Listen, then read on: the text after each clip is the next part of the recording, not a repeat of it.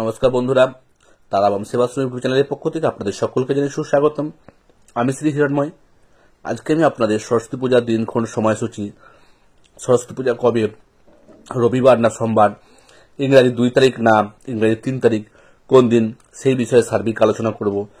সরস্বতী পূজার দিনে আপনাদের কি করণীয় কাজ, সেই বিষয়ে আলোচনা করব এবং পূজার কি উপকরণ লাগে সেই বিষয়ে সংক্ষেপে একটু আলোচনা করে আপনাদের এই ভিডিওর মাধ্যমে শোনাবো। তাই ভিডিওকে স্কিপ করবেন না, সম্পূর্ণটি দেখুন। আশা করি আপনাদের ভালো লাগবে। সরস্বতী পূজা কি? মাঘ মাসের যে পঞ্চমী তিথি, শুক্লপক্ষের যে পঞ্চমী তিথি, সেই দিন হলো সরস্বতী পূজা। আবার একে বসন্ত পঞ্চমীও বলা হয়ে থাকে।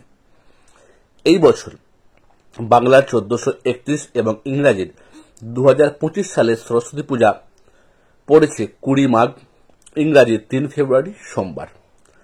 কিন্তু অনেকের কাছে একটা কথা যে সরস্বতী পূজা কবে, 3 তারিখ না তার আগের দিন, সেই বিষয়টি একটু আলোচনা করি।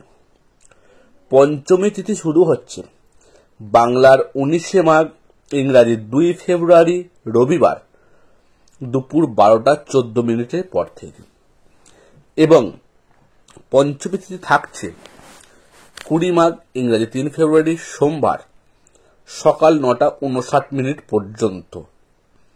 যেহেতু যে তিথিতে সূর্য উদয় হয় সেই দিন সেই তিথির প্রাধান্য থেকে থাকে, অতএব সরস্বতী পূজা করার সঠিক দিন 20 মাঘ 3 ফেব্রুয়ারি সোমবার। সেই দিনও পঞ্চমী তিথি থাকছে 9টা 59 মিনিট পর্যন্ত। এবার আমি যদি বলি যে সরস্বতী পূজা করার সব থেকে শুভ সময় কখন, 20 মাঘ 3 ফেব্রুয়ারি সোমবার সকাল 6টা 22 মিনিট থেকে 9টা 59 মিনিট পর্যন্ত। এই সময়ে সরস্বতী পূজা করার সব থেকে শুভ সময়।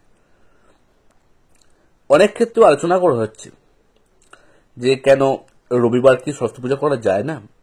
সেক্ষেত্রে বলবো যে যেহেতু সূর্য উদয় চতুর্থী তিথিতে হচ্ছে, সেক্ষেত্রে সরস্বতী পূজা করা এই দিন শ্রেয় না। কিন্তু জ্যোতিষ এবং কিছু কিছু মত অনুসারী যদি পঞ্চমী তিথি অনুযায়ী পূজা করা হয় তাহলে রবিবার দিন আপনারা করতে পারেন। কিন্তু আসলে শ্রেষ্ঠ পূজার দিন হচ্ছে সোমবার 20 মাঘ, ইংরেজি 3 ফেব্রুয়ারি। এই দিন অবশ্যই আপনারা সরস্বতী পূজা করুন। এই দিন যে পঞ্চমী উঠে যাচ্ছে 9টা 59 মিনিট পর্যন্ত থাকছে, তারপর পঞ্চমী শেষ হয়ে যাচ্ছে, এরপর কি আপনারা পূজা করতে পারবেন না? হ্যাঁ, পারবেন। কারণ আমাদের সংকল্প বাক্যে একটা কথাই আছে, পঞ্চমী বারেভ্য ষষ্ঠী তিথি, মানে পঞ্চমীটা শেষ হয়ে ষষ্ঠী তিথি পড়ছে, সেই হিসাব অনুযায়ী ঠাকুরমশাইরা সংকল্প করবেন। আপনারা সোমবার 3 ফেব্রুয়ারি 20 মাঘ দুপুর পর্যন্ত আপনারা সরস্বতী পূজা করতে পারেন, করা চলবে। এবার বলি এই সরস্বতী পূজার কি কি উপকরণ লাগে। প্রথমত, যদি আপনারা বাড়িতে পূজা করেন, কোনো প্রতিমা না নিয়ে আসেন, সেক্ষেত্রে ঘট স্থাপন করবেন, কিছু পুস্তক দেবেন, একটি দোয়াত দেবেন, গোটা ফল কিছু ওখানে দিতে হয়, যে সাধ্য মতন ধূপ দ্বীপ নৈবেদ্য সহযোগে পূজা করবেন। যেখানে মূর্তি আসে, প্রতিমা আসে, সেখানে আনুষঙ্গিক জিনিসপত্রের প্রয়োজন হয়, সেগুলি অবশ্যই আয়োজন করা প্রয়োজন আছে, নাহলে পুজো সম্পূর্ণ হয় না।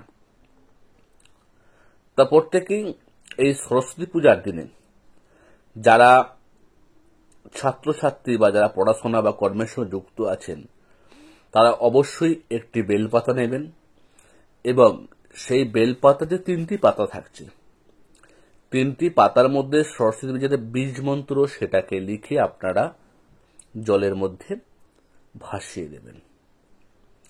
বীজ মন্ত্রটি কি? ঐং সরস্বত্যই নমঃ।